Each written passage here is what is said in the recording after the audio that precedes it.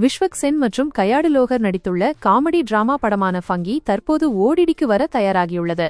அனுதீப் இயக்கிய இந்த படம் முதலில் 2026 பிப்ரவரி 13 அன்று திரையரங்குகளில் வெளியானது. இந்த படம் மார்ச் 13, 2026 முதல் நெட்ஃபிளிக்ஸ் தளத்தில் ஸ்ட்ரீமிங் ஆக இருக்கிறது. மேலும் இந்த படம் தெலுங்கு, தமிழ், ஹிந்தி, கன்னடம், மலையாளம் உள்ளிட்ட பல மொழிகளில் வெளியாகும் என்று அறிவிக்கப்பட்டுள்ளது. இந்த படத்தில் விஷ்வக் சென் ஒரு திரைப்பட இயக்குநராக நடித்துள்ளார். அவர் இயக்கும் முதல் படம்தான் ஃபங்கி.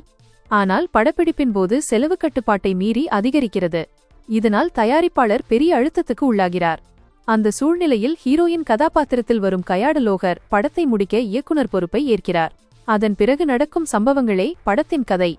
இந்த படத்தில் நரேஷ், விடிவி கணேஷ், சம்பத்ராஜ், ஈஸ்வரி ராவ் உள்ளிட்ட பலரும் முக்கிய கதாபாத்திரங்களில் நடித்துள்ளனர்.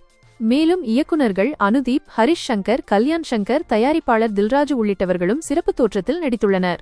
திரையரங்குகளில் வெளியான இந்த படம் இந்தியாவில் 10.30 கோடி ரூபாய் வசூல் செய்ததாக தகவல்கள் தெரிவிக்கின்றன.